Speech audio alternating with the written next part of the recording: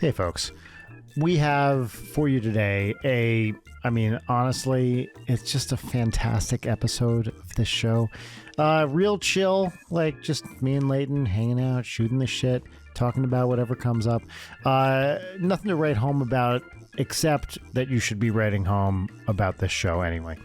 Patreon.com/Leighton Night is where you can go to support us. Sign up at any tier for ad-free versions of the show, video episodes. Last week's was particularly awesome, put together by our editor, Rich. And if you sign up at the $5 a month or more tier, you get a mini episode every week as well. What a deal! Enjoy the show.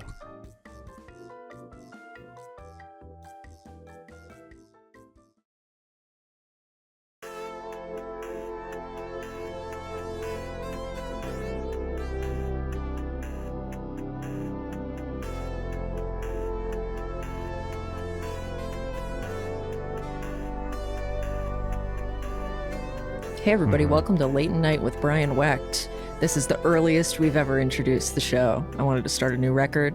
Get go. Because Let's do it. We're actually recording at night. I mean, it's 6, but that's basically night. It's night. Hey, it's 5 o'clock somewhere, right? It really is, and that it was an hour ago. Yeah, Alaska, I think. Yeah, no, we're doing it because you are taking a trip. Next week. I am. You're out of town on vacation. It's not. And this is a real one, and not me going to mental illness treatment. Yeah, that's right. It's not a retreat. Yeah, a trip. A trip. Yeah. Vacation. Which we did nothing to cover up and just talked about plainly on the show, I think, at the time. Although I don't quite remember. But do you want to say where you're going or not really? I don't know. I'm going to keep it a secret. Okay. Like Built to Spill, I'll keep it like a secret. Great. So if you want to know, DM me at bwecht on various platforms, and I will tell you an address. Yeah, amazing. Although, I guess, by the time this comes out, you will essentially be back. I will be back already, yeah. Pretty much, right? Yeah. But that's fine. That's it's the modern world in which we live. I love emphasizing the whip. Do you know anyone that actually talks like that? I think I might know a couple of British people, but no Americans for sure. I only know the British people that you know. Those are the only British people you know? No, that's not possible, is it? Yeah. I mean, I guess so. We're about to get Harry. That's it. But you also. I also know Harry. Yeah. No, well, I'm a man of the world. I live there. I've traveled extensively. You're an international man of mystery. I am. Although if you ask me, I'll tell you anything you want to know. So I don't know how mysterious I am. How is your day? I can't talk about this. I love immediately selling out a premise. And I knew you would do it too. Yeah, of That's course. why I asked. I'm not. Would you say I'm mysterious? I wouldn't. Would you? I don't know.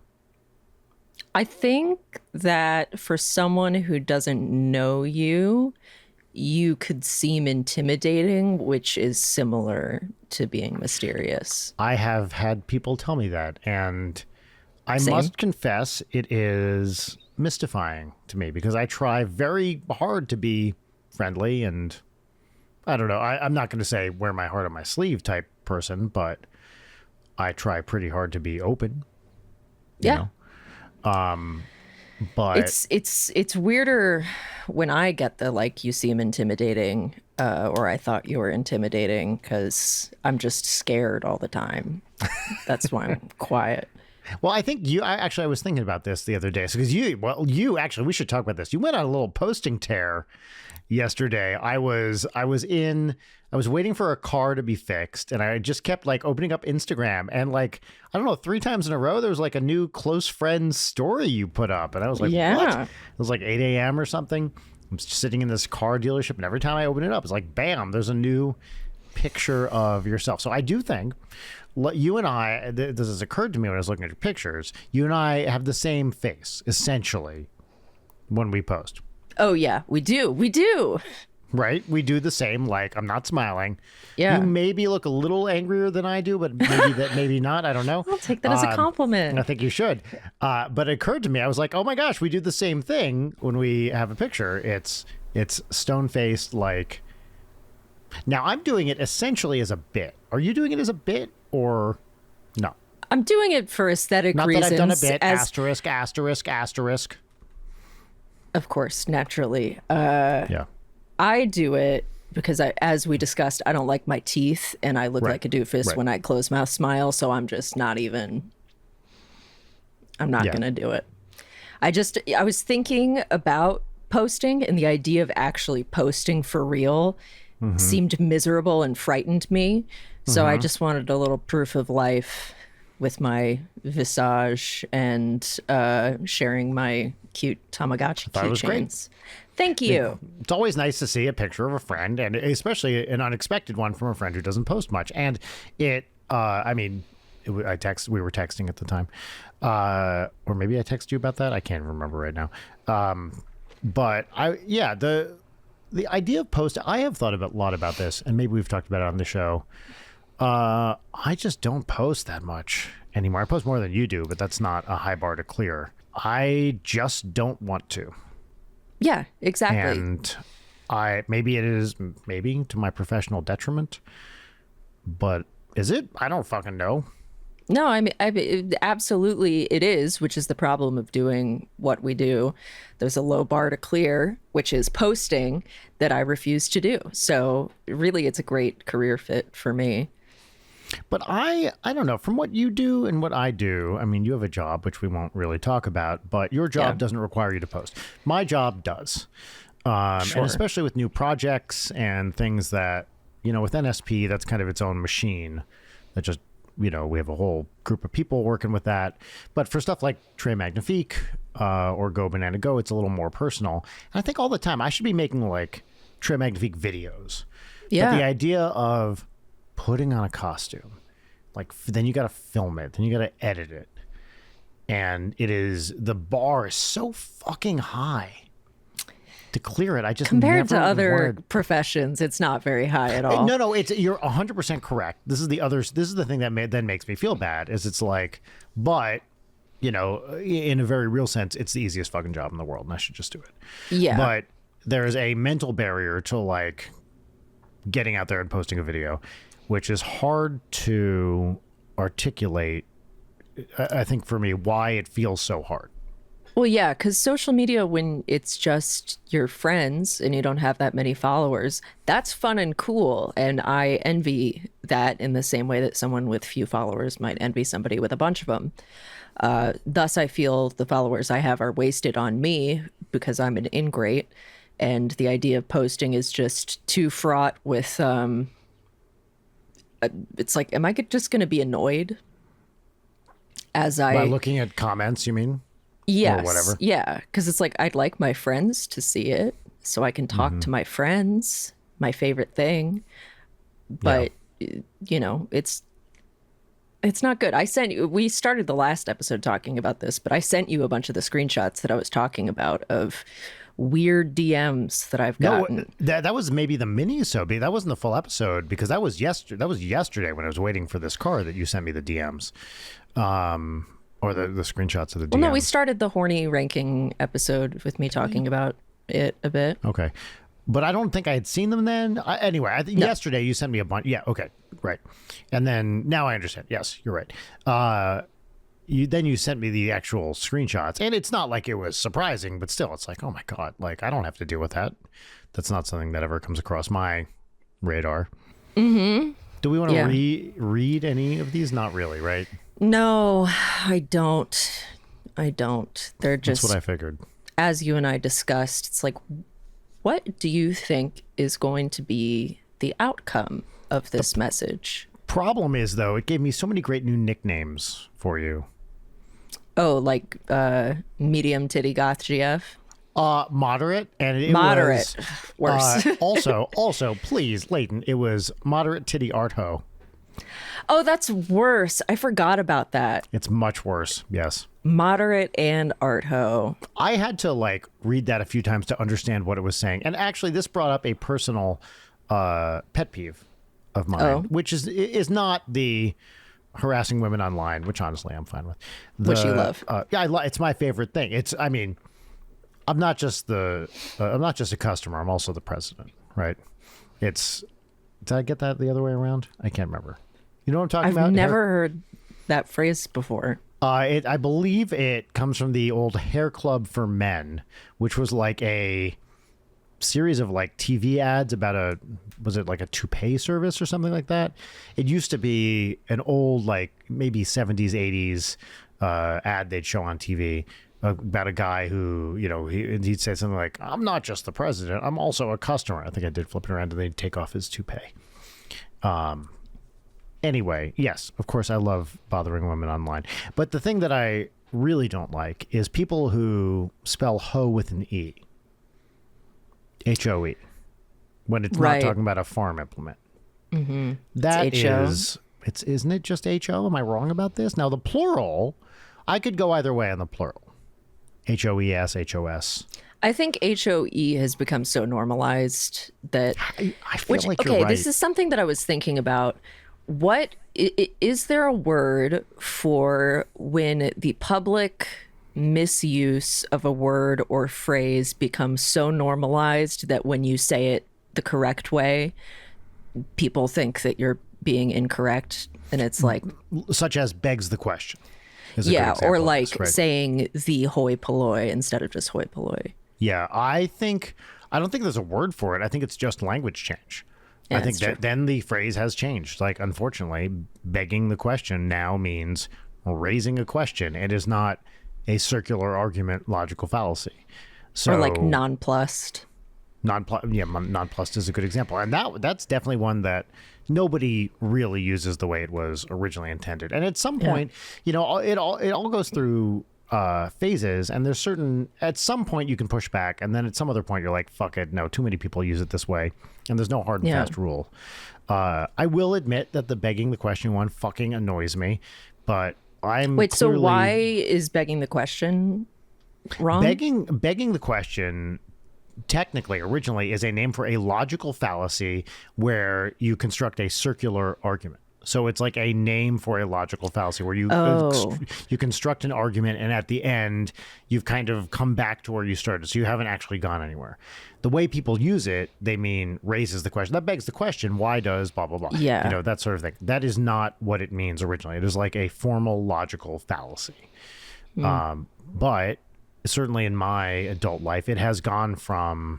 Now it just means raises the question for most people. Yeah. And the frustrating part is that it has a technical meaning in like logic, which is not the way most people use it.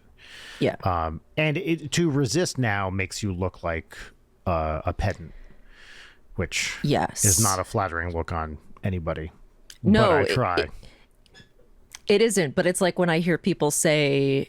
And maybe this is an adjacent thing where it gets used really iconically in pop culture, and then the iconic version of it becomes how people say it. But hearing people say futile, like... Yes. Is that... Well, that one I don't know about, actually. Was that... It could be one that's either way, but like resistance is futile is where most people would know that from. Oh, yeah, that grates my ears for sure. Yeah. That's not how I say it at all. You know, I will recommend, as I have in the past, the podcast Away with Words, which is an NPR show where they have people all the time. They just had a guy call in. I really like this. Guy calls in. He said, hey, I'm from, I think it was Wisconsin, and my wife is from Florida. And every time I say a certain word, she tells me that I sound like an idiot and I'm wrong. And it was his pronunciation of the word B-A-G-E-L. Now, let me ask you, Leighton, how do you think this man from Wisconsin pronounced that word? Bagel. Bagel. Like Hegel. Whoa. Like begging the question. Bagel. Bagel. Bagel. Which is not a pronunciation I'm familiar with, but is nevertheless, as Grant and Martha said on the show, a very common regional pronunciation. That is not incorrect by any means. It is just an accent. Yet this guy's, I mean... they you know they used shall we say less strong language than I might be tempted to, but this guy's wife was just wrong when she's like, that's not the way you say it. That's not the way she says it. Yeah. But that's Also, you said everyone's got their own Wisconsin? accent. Wisconsin, I think. That makes way more sense. It's sort of like Mike Mitchell. I love this little tick saying hot dog and popcorn. Hot dog. Well, we actually, I don't know if we talked about this. The second most recent Go Banana Go album, which ended up being Hot Fudge Saturday, for a brief hot second was entitled Hut Dug, Huttdug. And we have a wonderful publicist for that, and she was like, no, don't do that. Oh, but Which it's is, funny. Hot dogs are one of the funniest foods. Funny. I agree with you. And one of the sexiest foods.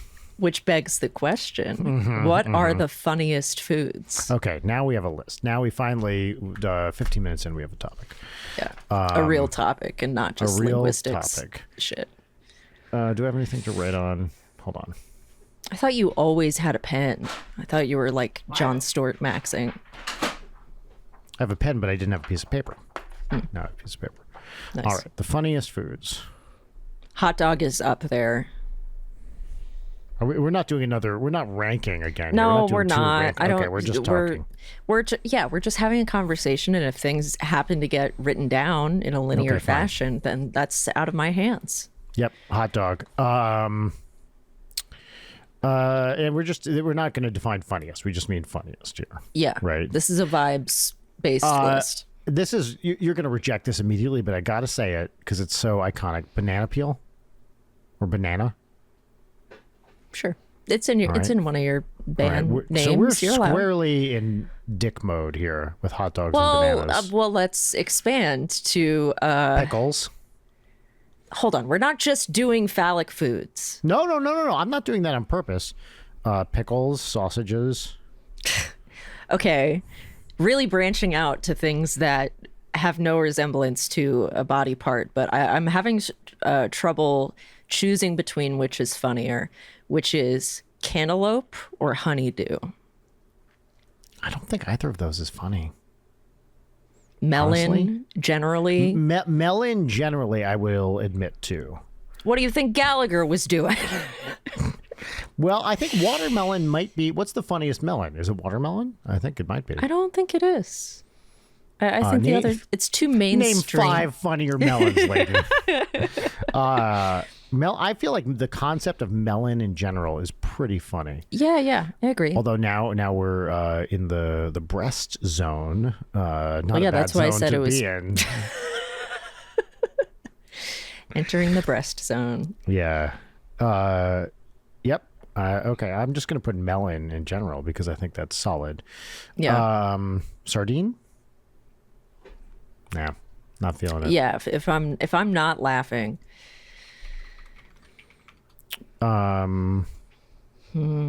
Papaya, like other fruit. That's too vaginal. As we all know, dick shaped things are funny, but vagina shaped things are not. They're horrifying. Right? And that's the patriarchy at work. Yeah. Pretty much. Yeah. What are funnier foods? Spaghetti is pretty funny. I like that a lot. Yes, spaghetti. Absolutely, it is. Okay, I'm writing this down. Spaghetti. Yep, it's good. Other pastas. I don't know. Ketchup. I think ketchup is funny. I agree. Oh, very close. I think there's another one that you could name that's funny. Mayo. Mayo is not funny. I take mayo deadly. Very seriously. Okay. Mayo is not funny. Mayo. I think people misuse mayo for comedy, but I think the real heads out there take it seriously. And if you're cheapening mayonnaise by using it to, I don't know, make people laugh, I think you're doing something rather insulting. In my opinion, mayo is one of the funniest foods. Well, I'll put it on the list with an asterisk to note that there's disagreement on this. Right. Other foods, chicken nuggets. No. Because the kind of person who would be like, I want my dino nuggies. Like, Yeah. shut the fuck up. You're an Okay. adult who pays taxes. Do not say No, nuggies. I try that's not to fair. gatekeep. I try not to be judgmental in public. But I am judging in you. private. Oh, every text. Can you believe? Yeah, that's not a blank? bit. Yeah. But I love it. That's an I love it. important distinction. It's one thing to be judgmental in private. It's another to be in That's public true. because That's- I hey. know that my opinions are irrational and Larry Davidian in nature. Yeah. Branch Davidian. The let's see, other fun. I mean, this is a pretty good list right here. I'm trying to think. Yeah. I feel like their whole category. Any meats we haven't put down? Chicken. Chicken is like the Pork opposite butt. of funny. Pork butt. Thank you. You know what's I think interesting because you pork say in general is pretty good. chicken, but I feel like chickens have historically, like, you know, a rubber chicken. Why is that the go-to comedy prop? Yeah, I mean, it's a meme before memes, right? It's like just one of these dumb things. It's not funny. Where that It's came just from. a symbol of funny. I'd Where like to did know. that come from? I feel like it was pretty much there by the 50s, which means it was a thing earlier. Yes, rubber chicken. The origin of rubber chicken is obscure. I did hear. You know what I did hear? Wait, I feel like hold I've heard on. a couple people. Yes. Hold okay. on. I'm sorry. This potential explanation is more important. I will hold on, but wait. Sorry. What are you looking up? I've looked up the origin of the rubber chicken and the Rubber chicken. I hardly know her.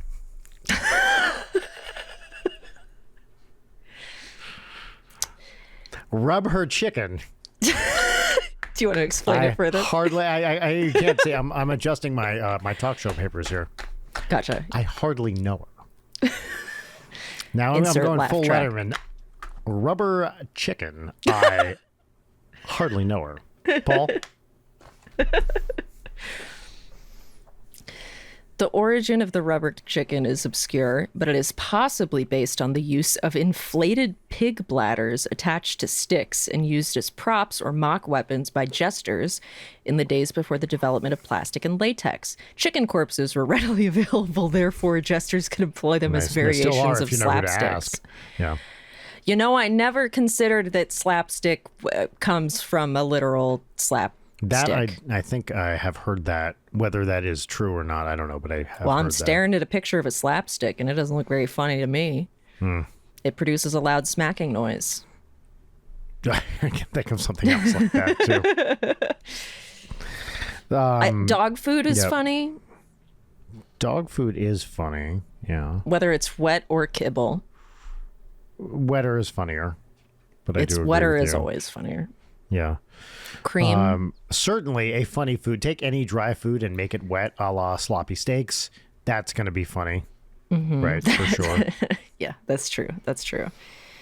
Cat food is maybe even funnier than dog food. I think that's fair. Those like Yeah. nasty little cans.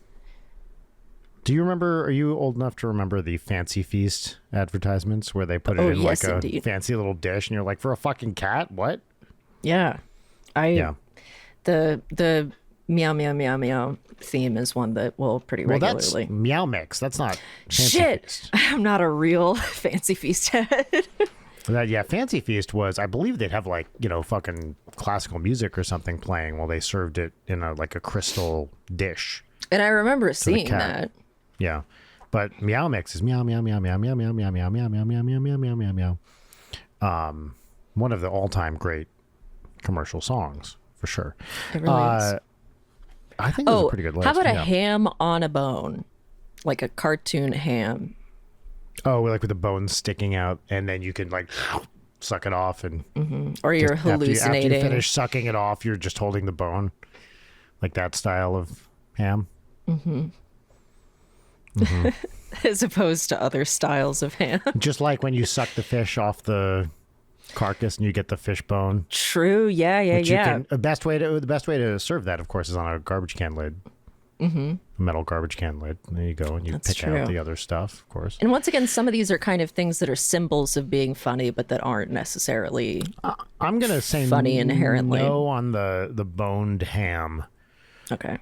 It just doesn't. That's for real life. Yeah. I'm Yeah. boning Well, hams all day. there's a ham, and then you let me alone with it, and then it's a boned ham. That was And I swear, that was so close to being a spit take. I should have timed it better. All I need 10 minutes and some mustard. Mustard's for me. 10 minutes is for the ham. That ham's going to have a great time, though. I promise you. Ham's going to go home happy. Any condiments? Any other condiments or spices? Tartar sauce? No. Okay. I think this is a good list. I don't I think think we're it's a going to good top list it. too. All right, Pie, hot dog. pie is another symbol of something Pie funny, is but that pretty isn't good. really... I mean, like cream pie, but it's not funny. It's just used for funniness. Yeah. Yeah, okay. So right now on this list, we've got some of these I might have written down without your permission. Hot dog, banana, pickles, sausages, dog food, cat food, melon, spaghetti, ketchup, mayo, asterisk, and pork. And whatever maybe just suggested. Yeah.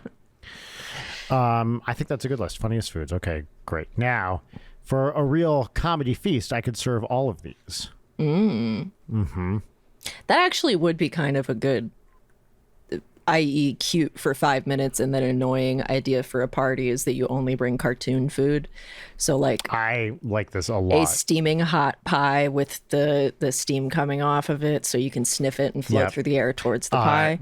Someone would definitely bring steamed hams. Of I course. think. Right. Yeah. You got to do that. And do the big cartoon bone of ham, do some Cartoon bone ham. Yep. fish. See, in this context, those things would be funny because you're that's the theme of the party. What an exhausting group of people would attend that.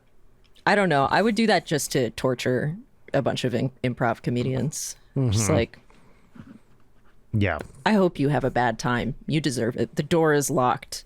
It's, I feel, look, I came up doing improv. It was a big part of my life. It's where I met Rachel. Rachel, as I've said on many occasions, is a truly genius level improv comedian. Improver. I feel somewhat like the bloom has been off the rose with improv for a while. Do you also Yeah. pick up on this? It's not as cool, I think, partially, well, if it ever was like cool, but you know, the scenes of improv historically are cool. Well, but that's I think where, UCB in the late 90s, early 2000s Yeah. is like, I think that is like very comedy cool for sure. Right? But with like Vine and TikTok and YouTube, it's kind of like people can do it within the comfort of their own homes. And a lot of that is like alone, which is different. Yep. COVID closed a lot of theaters. True. So you don't, COVID / brutal mismanagement by people who never should have been running a business. The least surprising headline in any newspaper is improv theater closes, because you're like, yeah, of course. They don't know. No one here started because they were like, I really want to make money at a business. They should have improvised a better budget. Yeah, or improvised hiring someone who knew what they were doing. It's shocking how I think, yeah, well, I don't know anything about business either, despite being a small business owner. Have I ever told you, by the way, I believe on the official paperwork for an SP, I'm listed as president and Dan is vice president? Hell yeah, you are. Yeah, because guess who filled out the paperwork? Well, we've got a new emoji for our Discord now. What, this? Yeah, will you angle Wait. for Have better? I ever done my my joke I wrote? I think I might have done this on the podcast. It's a visual joke. Leighton, probably have. What has two thumbs and hates hand gestures? This guy. Yeah. That's good. Yeah. Oh, it's I'm better proud of than you. good. It's that's an A+ right there. I was hanging out. I'll talk about this maybe more later. A friend of mine was in town, and I was hanging out with him and his 9-year-old.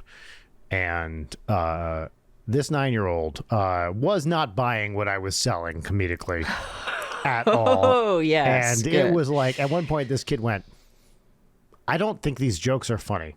And not in a, like, this is upsetting me way, but in a, like, this is just not funny and it's doing nothing for me. And then Audrey, who was also there, went, yeah, I know what you mean.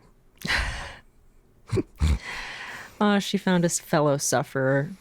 Yes, she did. I had... So I can't remember if I've talked about this on the show at all, which means I definitely have. Do you know what is my go-to thing that I bother Audrey with threatening to do? Do you know what this is? I don't. It could be so many different things. It could be so many things, but there's one thing in particular that if this word gets said around my house, it causes a crisis.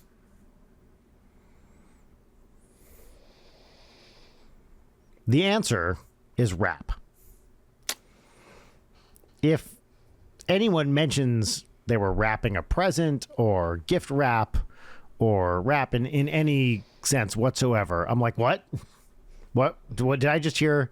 And then everyone in my house, which is two other human beings, will be like, no, I didn't, what I meant was, and I'm like, nope, I heard it. I do have a character that sometimes comes out to play known as Rappin' Daddy, who is very rapping, as Rappin' Daddy says it, is his job. And he gets paid to do it because he's very good at rap. So yeah, she's going to love Starbomb. Well, this is kind of where I'm going with this because I had a Starbomb meeting the other day and I was like, Audrey, okay, I have to go. Now, the other context here is that I have not really told Audrey about Starbomb for very obvious fucking reasons, because the moment she finds out that I do video game-based comedy, I am toast. I am cooked beyond belief. I am done. It's over. Because then she'll start looking for those. Oh, it's coming very soon. I mean, it's probably like 3 days away. But I have, I have dropped vague hints that I am in a rap group, and as of the given the most recent album, I do vocalize on it. Would you call what I do rap? I don't know, but whatever, I am a vocalist on this rap album. And so when I told her, Audrey, I have a band meeting I have to go to, and she was like, oh, for NSP. I said, no, it's for my rap group. She was like, oh, come on, Dad, you're not in a rap group. I was like, actually, I am in a rap group and it's pretty popular. No, you're not. Honey, I am. I promise you I am. You better not be kidding right now. I am not kidding. I promise you I'm in a rap group and it's pretty popular. What's it called? I can't tell you because it's not appropriate for kids. So you're not in a rap group. Honey, I promise you I am in a rap group. And people like it. This drove her insane. Of course it did. Because all of my ridiculous bluster about being a famous rapper suddenly... A convicted rapist. I'm glad you said that, not me. Well, I've had it. I've been sitting on that one. I suddenly all this bluster is coming home to roost, and she has to admit that I have a rap project, which is maybe not as successful as Ninja Sex Party, but is still successful enough. And that this drove is her like nuts. The 4-hour car ride I took with my father to a hotel as a kid, and I kept asking where we were going, and he kept answering Howard Johnson, which I was like, that's not that's a name that you made up. So imagine my surprise when we do indeed pull up to a Howard Johnson. Did I tell you? I'm going to say this a lot today. I may have talked about this in the show. Did I tell you the thing Audrey said, which really, this has stuck with me for weeks now, when we were just kind of hanging out at home. She goes, Dad, do you know what's the worst? I was like, what, honey? She goes, when you realize your dumb, boring father is actually kind of famous. That's so good. And I was like, I can't relate to that one, but must be tough for you. I guess you can. And it's not like she didn't know, I get recognized in public and stuff. It's like she's aware people know who I am. But I think now that she is getting closer and closer to being a teenager, the fact that I have the ultimate rejoinder to any "you're not funny" accusations, which is, check out my professional comedy career. Mm-hmm. Okay, well, what do you say to that? Do you think that people tune say. into your father's podcast every week because they hate themselves? Yes, actually. Yeah, but that's just me. So yeah, it is very. I think it's very funny to have a tween, I should say, who is now just obsessed with me not being funny, and yet I have the fact that I pay my mortgage is proof positive that at least some people think I'm funny. Yeah, how did you think you got that Nintendo Switch, Audrey? Yeah, exactly. He stole it. Yeah, the same kid, the 9-year-old who didn't think I was funny, came over and was very interested in our 3DS, which is really Rachel's 3DS. Yeah. And he was playing it the whole time he was at our house. And we actually brought him into the studio and we did some music together. Like, because whenever we have a friend's kid over, I always bring him in here and I'm like, look at all the crazy sounds you can make. And kids love it. Yeah, of course. So we hung out in here and wrote some music. And then he hung out in the house and played a 3DS. And when he was leaving, he was like, bye, Brian. I really liked writing music with you. And then he said, bye, Rachel. I really liked your 3DS. Which is awesome. For a child of that age, do they see a 3DS as like ancient technology? Oh, yeah. Absolutely. Absolutely. Yeah. That's upsetting. What to you, at your tender age of, I mean, essentially, by the time this comes out, 28. Yeah. Right? I mean, which is technically an adult. Technically, yeah. Technically. Heavy lifting on technically. What to you seems like ancient technology? Bearing in mind that you're not a typical adult. Hey, this ain't your mama's adult. Atari is very old to me. Mm-hmm. That makes sense. Anything that was my past first that video is game like, system. Yeah. For you, what is that? But Atari is old to me too. I mean, even though I had one as a kid, but that seems very, very old. Yeah. To me. I mean, if you want truly ancient, I mean, we got to go to like Pong era. Yeah. Of video games, but an Atari 2600 seems like extremely old to me, despite the fact that I had one as a kid. Okay, but fair enough. weirdly, NES does not seem as ancient, even though it's not that much later, right? No, it's it really doesn't. Handful of years, but maybe because Nintendo is a contemporary brand that's hugely successful, and those. It's also such a classic, timeless design. Like, yes, the industrial absolutely. design on those products, they look fantastic still. I mean, there's a reason beyond nostalgia that so many things adopt the pattern and the coloring of that. Mm-hmm. But there's something, and it's the gray versus the brown and black of an Atari console, which looks like a wood-paneled basement that you put a cartridge into, right? It's so 70s. Was it late 70s or early 80s, the 2600? Probably early 80s, actually. But yeah, that feels old to me too. I just started reading this book, the latest Chuck Klosterman book on the 90s. Ooh. Are you a Klosterman person at all? Name other stuff he's done. Sex, Drugs, and Cocoa Puffs he's an essayist, like a Gen X essayist. He's an essayist. An essayist, yeah. Sorry. No, I haven't read any of his stuff. He gets, I think, fair criticism for being, he's a Gen X white guy, and a straight white guy, and like that's what he is interested in, and is kind of the voice of a lot of his essays, I think, were pretty important to people of my rough demographic. And so I bought this book on. I'm not a huge Klosterman fan, but he's I think it's interesting and he's fun to read. He's certainly a fun writer.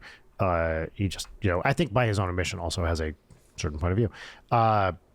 And this reading this like 90s book, I'm only 50 or something pages in. It's all digestible essays.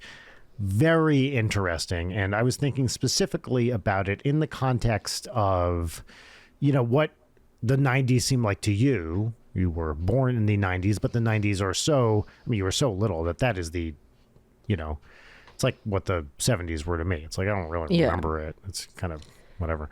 And I think he raises a lot of great points about, like, if you tried to explain to a child today, okay, the way you got music was you went out and you spent $12 on one thing and you got 10 songs, and the only way you could listen to them was on this thing, which is not just the 90s, of course. It's all of recorded music. Sure. And if you heard a thing on the radio and you wanted that song, you put a tape in there and you put it on a tape. That's what a mixtape was. Yes. And if you missed a TV show, I guess, you could have recorded it, but it was not easy, or not as easy as it is today. And most people just didn't even worry about it. And then you waited until it was on again, and that's it. And TV came out in prescribed chunks. And kind of everybody watched the same set of things because those were your options. Yes. Although, less so in the 90s than, prior to that, but still, sure. Basically, yes. Right. Still basically, yes. So what is your perspective of the 90s and 90s culture? It's been so bastardized in terms of how much over the past 25 years it's been, like any decade, reduced to the signifiers. So, which is what to you are the signifiers? Flannel and skinny sunglasses and a really certain hairstyle. There are certain bangs that I don't know how to describe. Center parts? Yeah, kind of. And then like kind of the stringy middle bits. I don't know what else. It's like pornography. I know it when I see it. But I was thinking... And you see it frequently. And I see it frequently. A thing I was thinking about when I was watching it, like there's the residue of one decade switching over to another, where I was watching, I think it was William Friedkin's Jade, where I was like, I don't know what year this came out, but this is either very late 90s or 2000, the year 2000. This is not a post 9/11 film, which actually it might be, but those little transitional periods where it's like, okay, this is 90s. Oh, that cell phone is not quite 90s. That's always interesting. And I'm curious what the signifiers or residue of like nascent 2020s with latter 2010s will be, because I keep trying to think about it and I can't really identify anything in particular. No, me neither. But meanwhile, you can look at like 2015, 2016. Maybe like early AI type stuff is going to be a big... that's depressing. It is depressing, but that's probably one of them. But the like 2015, 2016, at least with makeup and fashion, there are certain things you can point to. The really heavy Sharpie brows, excessive contour, big dramatic eyeshadow, like overdoing the makeup look almost to drag levels was what was in. If you were going to the club, you were shopping at Forever 21 and you were wearing a big chunky necklace and a skirt with a peplum. Like basically you dressed like you were going into a business meeting. It was like business club casual. Did you do this? Yeah, because I was clubbing all the time in the year 2016. Well, this is why I'm asking. No, I wore it for the intended purpose. We met around this time, right? Around 2015-ish. It's true. It's true. Yeah. But no, it's similarly with like the almost too small, like, what was the name of the geek subscription box where it would send you like a Loot Funko Crate? Pop? Loot Crate, yes. Loot Crate style, like inexplicable pop culture mashup. I know, that's probably why I got Loot Crate. That plus skinny jeans plus like Keds or the low-rise Converse. Wow, Keds. And then like a weird, like almost to your knees, like flowy vest type thing. And again, big chunky necklace. And then like movie theater 3D glasses with the lenses poked out, like that style of glasses. Where like early 2010s, the skinny Liz Lemon glasses were kind of the thing. And that goes for mid-aughts as well. But I think there's probably, if I had to guess, it's probably going to be like oversized tees, bucket hats, cargo shorts, like athleisure for early 2020s, just in terms of how people were dressing more comfortably. And that's kind of stuck around. Or like the clean girl look, like really minimal What is that? makeup. It was a trend that was happening that was basically like heavily focused on skincare and really basic, like you're doing mascara and brows, that, kind of truly favored a certain type of face or look because you couldn't do much to cover it up. So it was like a very exclusionary sort of thing. Crocs have come back in a big way. Oh, so big. It is amazing. I mean, with some of these things you mentioned, cargo shorts, Crocs, They're coming back around. Viscerally remember the like, you cannot wear those. I have a friend who I remember told a story of well, I mean, this is maybe 20 years ago, was walking on the streets, maybe not quite 20 years ago, 15, I'd say. I was walking on the streets of New York and had someone come up to him and go, "You're wearing cargo shorts, really?" And this guy was like, what monster would do that, first of all? But that's when I was like, oh, wait, cargo shorts are like bad? This is the first time I remember hearing cargo shorts are like a bad thing. Well, see, I have plenty of pockets in which to place the fucks that I give, but unfortunately I don't have any. Yeah, this is the classic defense. It's like, fine. And like with anything, if you wait long enough, it is going to come back around, but you'll be 20 years older or whatever at the time. 2010s also into now, they haven't gone away. High-waisted, we've gone back to low-waisted, which looks like shit. I like the Y2K vibes because Y2K vibes, shut the fuck up. I don't have a better name for it, but we're just, the low-rise does not look good unless you are like unhealthily thin. Yes. And I hate, the low-rise thing even started getting into like, of course I felt like it was mostly women's clothes, but men's clothes too started. I remember at some point trying on a pair of jeans being like, what? How far do these? I can't sit down in these. No, it doesn't feel comfortable. I don't like feeling like my pants are half off. I want my iliac crest. I want it hugged by the fabric. I want to feel secure. I don't want to have a belt to hold it in like the divots of my hips. No. Who would use to you? Who are the most 90s celebrities? Ooh. Britney Spears, Justin Timberlake, Jennifer Aniston. Although I think Timberlake hit after the 90s, right? Isn't he more early? Probably. Like his real, maybe In Sync is, I think, late 90s. Yeah. And then Timberlake is more like 2000s. Yeah, who else? Kate Moss. It is shocking to me you're not saying certain people here. Shocking. Who should I be saying? Ben Stiller, Janine Garofalo, the whole like Gen X. Yeah, well, I mean, you're Ethan going Hawke. for comedy people, and I'm going for like people who are known for being stylish / not stylish in the 90s. Yeah, you say Kate Moss is for sure a good one. Yeah. Well, for you, what would you name for the 70s? Of what specifically? Like, who are the famous people who defined the decade prior to your birth? See, I feel like now we have so much removed from the 70s. We're 2 cycles of retro at least away that it's almost not even fair. I mean, it's like, well, you could pick almost anybody. If you're going to go disco, like a Gloria Gaynor type, or I don't know, Bee Gees, John Travolta, Bill Withers. I think mostly music for 70s, but then there's like, Burt Reynolds and Pam Grier and, like these like kind of celebrities. My president, Richard Nixon, of course. Good guy.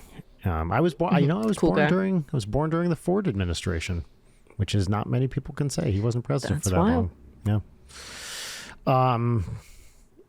Yeah. But I think the 70s are too long ago to even... All right, fair. I think you could name the same 70s celebrities I could. Yes, yeah. Said another way, I think your experience of the 70s is very similar to my experience of the 70s at this point. I mean, I have some like childhood memories of like fake wood paneling and big TVs and stuff, but I don't think that makes too much of a difference. That's fair. The show is really at its best when we're grasping at names to list. Yeah. I'm curious what listeners see as being like, imagine 15 years from now, someone throws a kitschy, dress like it's the 2020s party. What Masks. do you think Everybody's people wearing will wear? masks. Right. Oh, that's too easy. Yeah, you're right. It's too easy, but people are going to do it. That's how they're going to do it. Fuck. It's going to be Yeah. the flannel of the early 2020s. Yeah. Fuck. You know. Now, at that point, people will be willing to wear them. Yeah, for costumes. The other thing that's interesting about this, I'm like one essay in the classroom book, is he talks extensively about selling out. And I'm curious what your thoughts are on this. He's talking about how the idea of selling out as a bad thing was such a 90s concept. Like in the 80s, it's like, make that money, get, go crazy, yuppie, blah, blah, blah. Then in the 90s, it's this full Gen X aesthetic where if you're trying, and especially if you're trying to make money and failing, it really sucks. And then this completely evaporates. And the idea of, if you tried to tell a kid today about selling out, I think it is true. They'd be like, yeah, fucking get paid. Who cares? Yeah. Like, that's great, which is, I think, the right philosophy. But this is definitely something I remember from the 90s and feeling and seeing around me, is this idea of like, yeah, that's a sellout. Can't believe, fucking blah, blah. You know what I think? All these people. The equivalent today is, it happens at a different end of the career in people talking about Nepo babies. Where rather than like, you did well and now you've sold out to get money, it's you had money and you're only here because of said money at the beginning, or money or fame. I think that is that I like that a lot. I think that's true. Yeah. All right. Well, listen, we don't need a particularly long episode today, so perhaps should we move on to segment? We should, perhaps, because it also gets me out of here faster so I can watch our friends who I know are playing video games right now. Oh, they are? They are, yeah. Now, I think we should maybe comment on a recent rule change on our Shut up. Discord, which honestly, I was hanging out, in my domicile earlier today, and I got fucking blindsided by a complete 180 on something that it meant a lot to me. And I'm talking about, as we mentioned on the show, we have a gamer Discord with some friends, and there is a channel on this Discord called the YouTube Criterion Collection where we put only the best videos. Now, Which also, is that not a great idea, everybody at home? It's a great idea. No one's disputing that it's a great idea, least of all me. I recognize and celebrate excellence as it is presented to me. But the original description of this channel was no chatter, just videos. The best of the best. And do you know what Aaron changed the pinned message to? Oh, I do. So right. There was an immediate problem. Someone posted a video. Then someone else posted a video which inspired some chatter. And I chimed in and said, no chatter, please.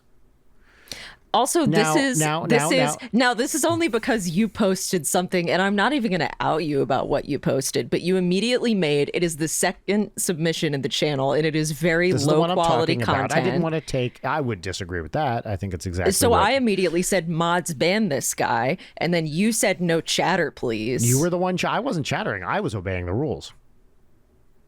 Shut the fuck up. Then I was on this on this channel earlier today looking, I had a spare moment, so I thought, why not check out some of the content my trusted friends and colleagues have recommended as being the best of the best.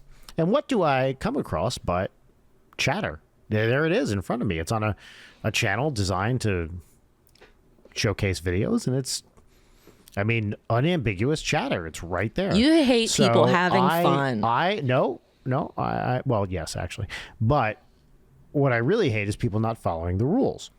And look, because I'm following the rules. Why, I'm no more special than any other person. I'm just a human being, as we all are. And I saw chatter, and so I, as is my right as a member of this little community of friends, called it out and said, I tagged you and the other person who will remain nameless, who is engaging in chatter. And I said, no chatter, please. Polite. Not confrontational. No chatter, please. again, not my rule. I didn't even invent the rule. Not my channel. Not my channel.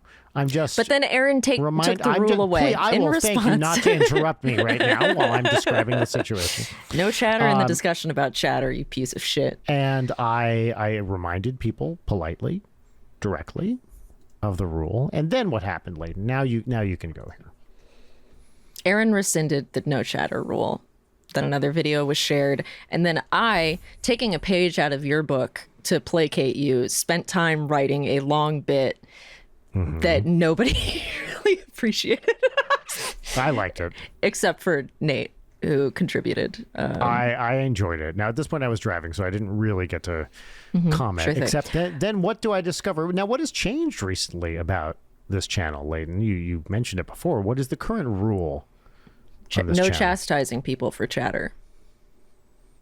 So, I mean, that is about as much as a full 180 as you could possibly throw at me. I wrote an entire Notes app apology, okay? And it worked. That's all I can say. The allegations were false. I was not chastising anybody. Yes, I you was were. polite. No. Well, Yes, could you you do me were. a favor? Could you look me? Let's look up the definition. Since you're so all about what the dictionary says, let's look up the dictionary definition of chastise, shall we? Here, I'm going to look at this right now. I'm on mw.com. Chastise. Definition 1: to censure severely, castigate. The coach chastised the players for their mistakes. I would not say a polite request in that sense is You're suppressing our speech. We were being silenced Number 2, by you. to inflict punishment on as by whipping. Nope, I didn't punish anybody. Actually, no, Absolutely your not. presence, your continued presence in And that then- channel well, is punishment. that's a separate question. If you look, you're Goalpoasts moved. I'm not locked in here with you, Leighton. All right. All right. And then there's some archaic senses, which have to do with chasten, I guess.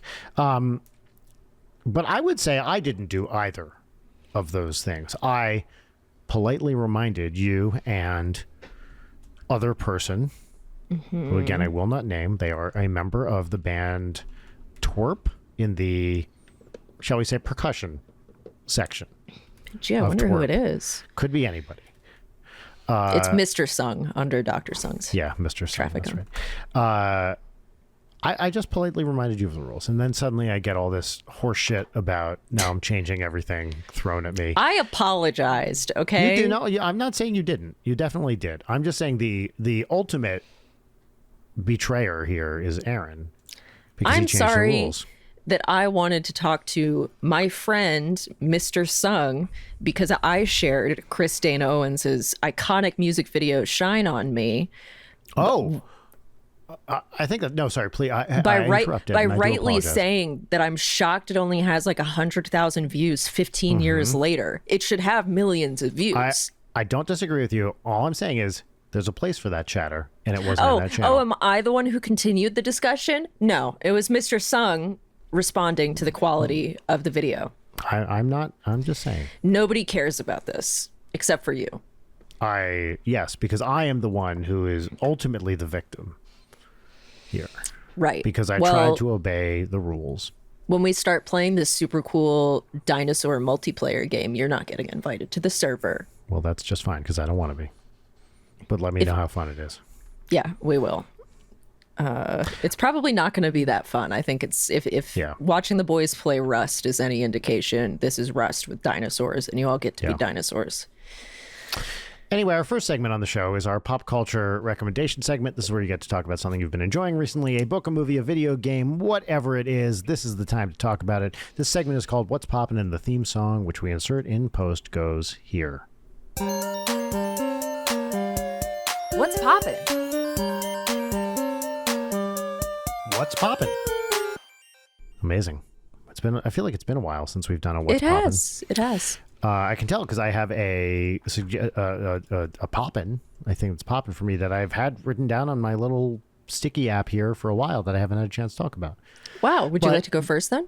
Well, that was so polite. I would actually. What's poppin', Brian? what's popping for me, I'm going to add some context here. I, as we mentioned before, am a comedy professional, and yet I don't typically watch that much stand-up. I don't watch a lot of stand-up specials.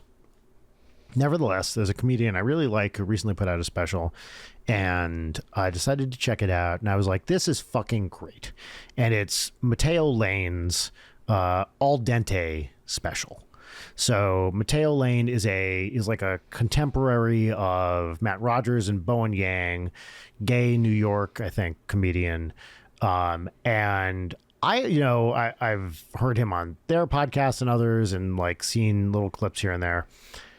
I didn't realize this guy is a fucking comedy assassin. So good, so funny, like just great across the board. Rachel and I watched it together, and I was like agog at how amazing this dude was at stand-up. Just so fucking funny. I really loved this special, and like from the jump, just great. Awesome. I really, really recommend it, and I think he's very funny. I kind of like that whole crowd he sort of hangs out with, and I just thought it was great. So yeah, what's popping for me this week is Matteo Lane's Al Dente special. Wonderful. Yeah. Leighton, what's popping for you? What's popping for me is I could be basic and pop a thing that I've been watching a ton of, because this is a cyclical situation, which is the UK Kitchen Nightmares, which if you've only ever watched the US version, which I love the US version, Yes. but the UK version is so much better. It's crazy. You can tell it's the British version because they spell nightmares with a U. Mm-hmm.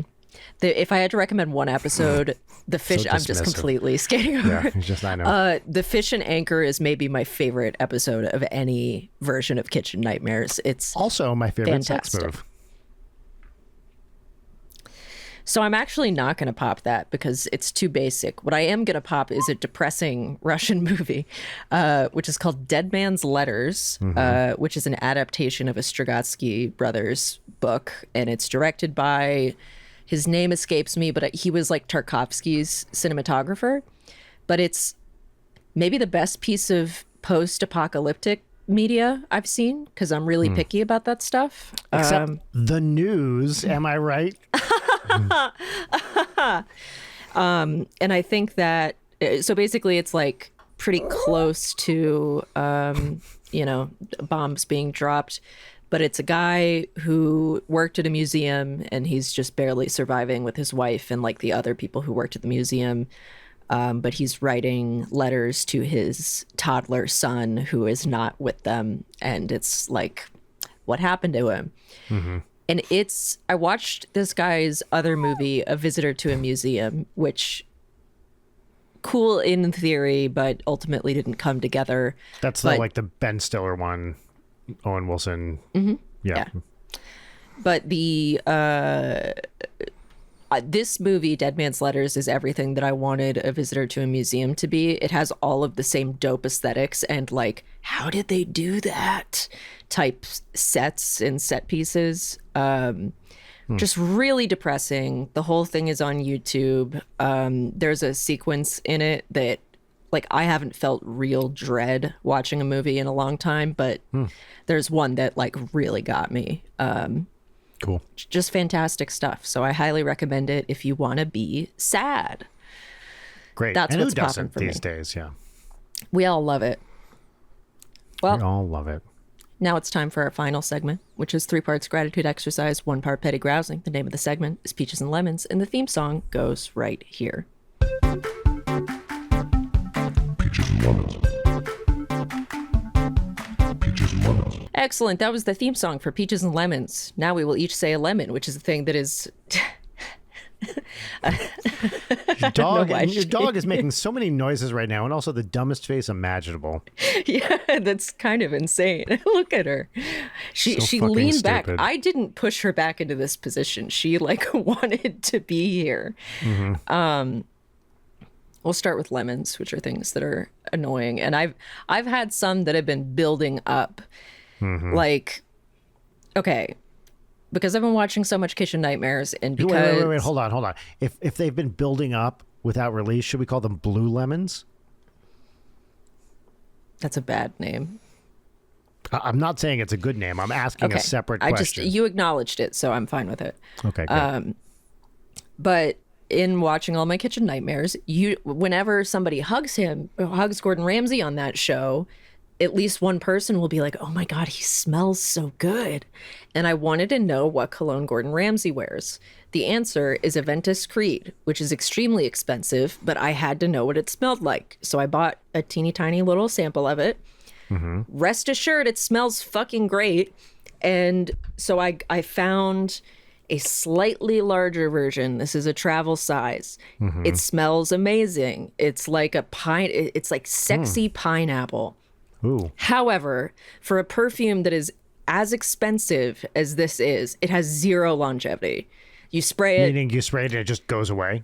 And it smells delicious for like 5 minutes. If you're going to price your perfume like that, it needs to be, I want to smell it 2 days later, which a ton of the perfumes that I have that are significantly cheaper. Britney Spears' Midnight Fantasy sticks around. That is a $10 bottle of perfume. Why didn't she call it Oops, I Sprayed It Again? Because that's a bad name. Besides that. She has good business sense. Unlike oh, this no, little wait. moron. Oops, I Smelled It Again. Would be better, right? I like that a little bit better. Does she have a perfume called Toxic? She must, right? She has Curious, which was big in the aughts, and now Toxic would be amazing, though. I agree. I would wear Toxic if it was like a lime green bottle. Yes, 100. Yep, exactly. Or like looked like a little hazardous waste container. Take notes. I had a couple of other things to rant about. You know when you get one fly in your place and you chase it down and you kill it and you realize actually it wasn't one fly, it was like 5 flies. Just happened to us, yes. Yesterday, every time I killed one, there was another one until like my kitchen was just a graveyard of flies, which is my favorite Miyazaki movie. That's annoying. My laundry, I need to do laundry. I'm going on a trip. My machines only take the app. They got rid of the coin slots. App doesn't work. So thanks, I can't do laundry. I wanted to drink a coffee because we're recording and I wanted a little energy because I was tired. And in 2 hours, I'm going to be so mad at myself because I'm going to be right at the cusp of a panic attack because I drank coffee at 6 p.m. And I needed new deodorant, so I bought a stick of deodorant. Oh, what's this? Oh, it's down there. It's in the little thing, and you got to twist it up. It doesn't fucking twist up. I can't get it to twist up. It'll twist down, but not up. That's bullshit. You got to get in there and push it up then. Yeah. So that pisses me off. Those are my lemons. Wow, that's a whole bush worth of lemons there. It's a whole tree of them. A lemon party, even. Hey, you can't have a lemon party without Old Dick. No. The best 30 Rock quote. Okay. My lemon. What's your lemon? This happened a while ago, but I guess I haven't talked about it. So we have a new Go Banana Go album that's been out for a while. We have this lovely, amazing publicist, Steph Mayers, that we've been working with for a while, and she's the best, and hooked up some interviews. And I was booked for like a month out to be on this podcast, Imperfect Dads podcast. And I want to make sure I'm saying that name right, and I will double check that, but I think that's what it is. Anyway, it's been on the calendar forever. I go to log on to this thing. By the way, I don't have their direct info because it's been through our publicist. And I go to log on to this thing. I get on. It's a situation like this. It's like a StreamYard type thing. I get on. I see the other guy. I say, hey, and then my internet dies. Dies dead the moment I clicked go on this thing. And it's that thing where it's like, is the Wi-Fi off? Should I go reset the router and check, the internet thing? It's so recent that there's no, record of it going off. I try hot spotting from my phone, nothing. And it's just enough that I can get on and he can see me and we cannot communicate. And I can't even send a fucking DM. That's how bad the connection is. And I was just like, all I want to do is like just email this guy and be like, I am so sorry. I'm trying to get on. Yeah. And it was just it was like half an hour of like, is there anything I can do here? Because we said we have a podcast. If you don't have your episode, like am I screwing these guys over, even though it's out of my, anyway, long story short, it all worked out. He was very nice about it. He completely understood. They were not, hurting for episodes just then. I ended up doing it. I don't know exactly when it's going to be out, but in a little bit. And so we worked it out, but it was just the most like frustrating. Oh my God, I agreed to do this forever ago. Yeah. And now I can't. And I don't know this guy personally. Oh, drove me nuts. I hate being late. Feel it. I hate being late, and I hate not being able to fulfill an obligation, especially one that's been agreed to for a long time. Some of my proudest moments are showing up for doctor's appointments I made a year in advance. No reminder. I'm just there because I put it on the calendar. Like I am going, if I book a thing, I'm going to be there. And not being able to do it, everything in me was like tensing up. And Rachel's like, it's not your fault. Like it's okay. And indeed it was okay, but terrible feeling. Yeah. The worst. Well, that's a good lemon. Now it's time for peaches, which are 3 things that are good, cool, nice, fun, have happened, are happening, or are going to happen. I'll do mine quick because I always do mine first, and I do them quick. I get in, I get out, and that's my allotted happiness. And then you get in, then you get out, and then in and then out. I get back in again. Yeah. First peach, going on a trip for my birthday. I don't usually do things for my birthday, and this is maybe the most birthday thing I've ever done. 28. I know. You're going to be 30 soon, Leighton. That's a big deal. I know. Looking forward to it. I've felt 30 since I was 15. So I think I agree. You have 30 vibes. I agree. Dirty 30s. Mm-hmm. My second peach is I got to show a friend of ours who will remain nameless, who likes Michael Mann movies. We watched Manhunter together, which they had not seen, and loved Manhunter to the point that it is now this friend's new favorite Michael Mann movie, which is so great because it's I love Manhunter so much. It's so stylish. It's so amazing. I get something new out of it every time. Like I realized there's a guy who's like a bite mark expert, and I realized he's Bennings from The Thing.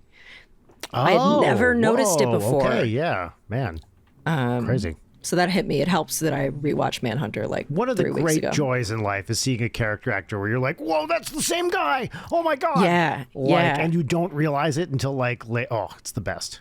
Yeah, it's a treat. Like, how did I never notice this before? He looks a little bit older and he doesn't have like 5 stacks of fingers coming out of his fingers, but especially when it's one of these guys who has like a 50-year career, you're catching them like a Jonathan Banks type person. Yeah. Who or like Dennis you can catch Farina. at any point. Yeah. Pruitt, Taylor, Vance. One of these guys like is just like all over. Yeah. So that's a joy. If you haven't watched Manhunter, please, please, please, please, please watch Manhunter.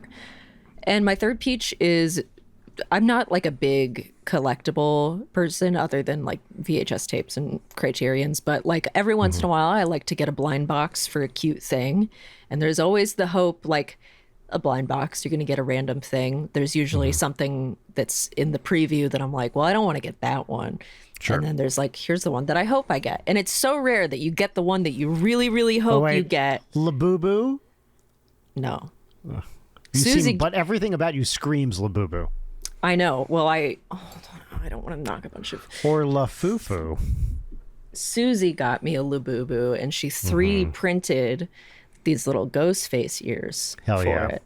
Very cute. This is not the thing. I got the thing that I really wanted. Please focus so I can show this cute thing. Please. Yeah. See, that's in focus. Very cute. Yeah. They were the one now, that what was the blind box? What is that thing? It was like a little Halloween Ryukuma set. And the one that I really didn't want was like a pumpkin diaper. Like it was pumpkin pants, but it looked like a diaper. But this was the one that I absolutely wanted. And it's a little trick or treat ghost. And he's so very cute. That's right. Because we're getting near Halloween here. Ugh. 3 months out. Don't say that. I'm still out of focus. I'm out of touch. I'm out of time. I'm out of my head when you're not around. What are your peaches? Peach number 1. Now, I mentioned this on a mini episode, but I'm really proud of it, so I'm going to say it again. I platinumed Returnal, a game that I have really been enjoying, and I got all the trophies, and now I am the ultimate, maybe best in the world, Returnal player. So that's a big deal. It's a thing. I very seldom go for those like achievements unless I'm really into the game, and I was like, I just like this game. I'm going to try to keep playing it. Peach number 1. Peach number 2, I can't remember if I mentioned this a couple weeks, well, when Audrey and I went to Vegas, probably about a month ago now. While we were driving, I got a call from a friend, and I picked up, and on the other end of the line was not the friend whose number came up, but a different friend who was in town that I haven't seen or spoken to or contacted in like 10 years. Wow. And this is a guy that I deeply love and is just one of the coolest, like, weirdest, awesomest, smartest, blah, blah, blah people I know. And I was overjoyed to hear him. Audrey was talking to Rachel later, and she's like, I've never seen Dad so happy. Aww. Like, I just could not believe he was back. He lives abroad. He lives in Prague. And he was back visiting family in the States. Didn't even know. It'd been so long that he didn't even know I was living in LA.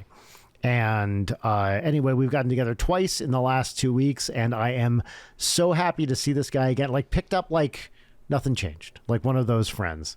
Amazing. And I'd like, those friendships are rare when it is truly like you just pick it up. And this guy is so fucking cool and interesting, and it was just a joy to reconnect with him. My final peach is, for whatever reason, like Audrey and I have just been having a great time lately. Doing lots of fun kid things.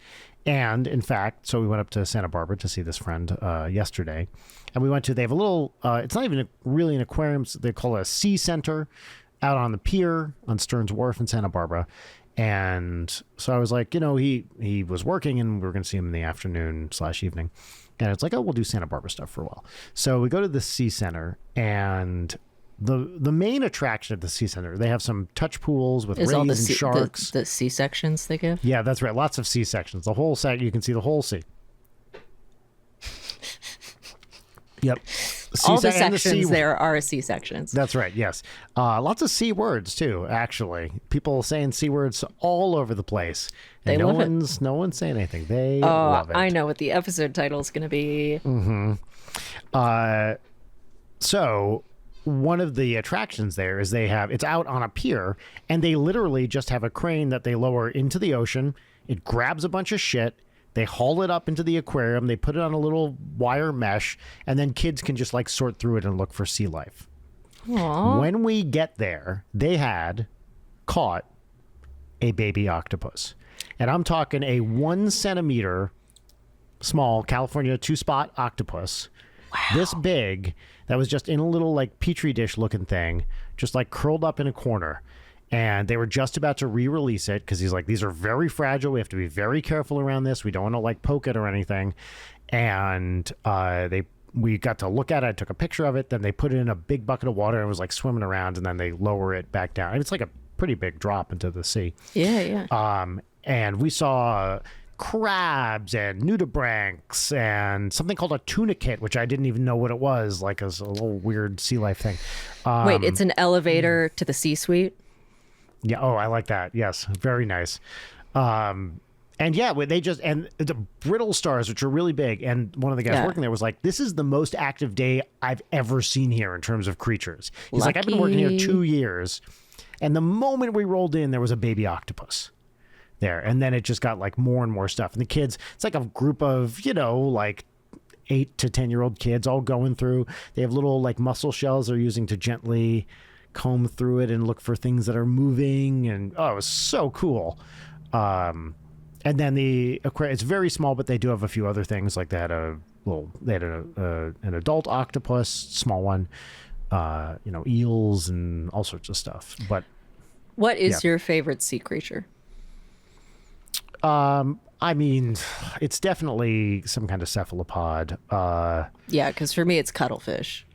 Cuttlefish is way up there. I feel like I just like when their little front things go like, and then they They do the attack thing. Yeah, and they have goat eyes. They've got a little they've got W the eye. W pupil. That said, it is hard for pure vibe, top a giant or colossal squid.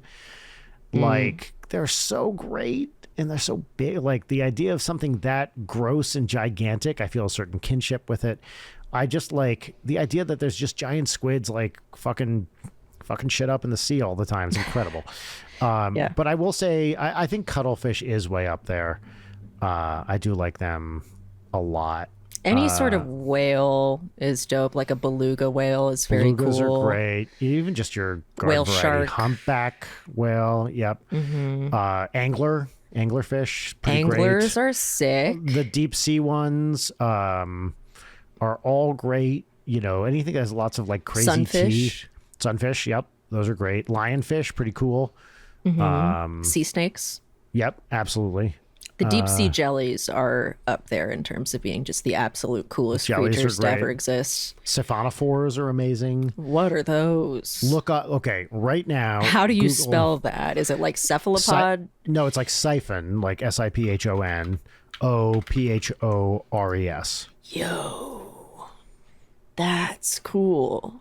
I believe it's like a jelly type, like colony kind of creature, I think. Yeah, And they're huge and like really long. these are really sick. I've never seen one of these before. Aren't those cool? They, Absurd creature of the week, the 100-foot sea critter that deploys a net of death. Yeah, those are amazing. Oh, manta rays and stingrays? How did we not even... Very, very cool. Like a giant. I always remember like snorkeling somewhere like in the Caribbean somewhere when I was in college visiting a rich girlfriend and looking down and seeing maybe the biggest ray I've ever seen, bigger than me, like, you know, far like 10 feet below me. And I was like, what the fuck is happening down? It was amazing. That's like, awesome. Yeah. I love gigantic fucking rays. Those are Sea very turtles cool. are great. I don't know. I feel like the ocean They're has fine. the highest concentration of cool shit. Yeah, I do like sea turtles. They're pretty cool. Very, very into anemones. I like anemones a lot too, especially real blorpy ones. Also a great song by the Brian Jonestown Massacre. No, I don't know it. It's good. I think it's really honestly hard to go wrong with sea creatures. There's so many Who's on great notice? ones. Who do we hate? From sea creatures? Yeah. I feel, now this is an unpopular opinion. I feel like clownfish because Overrated. of Finding Nemo. Yep, same with blue tang because of Finding Yeah. Nemo. And also because I Come on. hate Tang. Well, I myself am quite a fan. Yeah, I think I know you're I don't know, flounder. Fine, I guess. Very into crabs. Love crabs.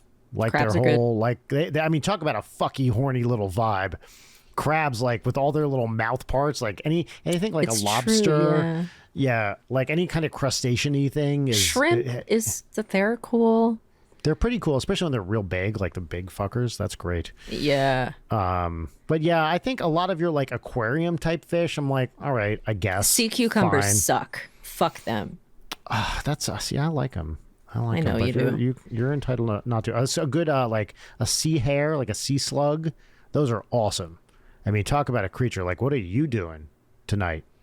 That's You know, yeah. ultimate overrated seahorses. Yes, I couldn't agree more. Yep. It's like, all right, we're past this. They're fine. Like, oh, what? Yeah. You can get pregnant? So can I. Big whoop. I agree with you. I think people are too into them. Yeah. They're fine, Oh, they're they cute, twirl their whatever. tails together. So can I. Yeah, that's right. And then when you actually put a horse in the ocean, people get all mad about it. And it's like, isn't this what you fucking wanted? And they Isn't this try what to you fucking asked cancel for? you and report Yeah. you to the authorities, and then you get accused of transporting exotic animals across state Like- lines, which is suddenly a federal crime. Hello, I crossed over states' lines, not country lines. I've never had people so mad at me as when I tried to impregnate a male horse and then throw it in the ocean. It's like, come on, guys. See? A I'm- horse. I gave it a try. But no, people hate winners, I think is the lesson. That is. There. Did you do all 3 of your peaches? Because if not, I'd I love did. to. No, or I if you did did, I'd love to close on that. Yes, let's do that. All right, folks. Winners are for losers. Oh, I like that. Yes. Winners are losers. Yeah. And with that, we retreat into the night. We sink into the depths. We return All right. from whence we came. Goodbye. Yeah. Bye. Leighton Night is produced by Brian Wecht and Leighton Gray. Sign up for our Patreon at patreon.com/Leighton Night. Follow us on Twitter at Leighton Night, on Instagram at Leighton_Night, or email us at leightonnight@gmail.com.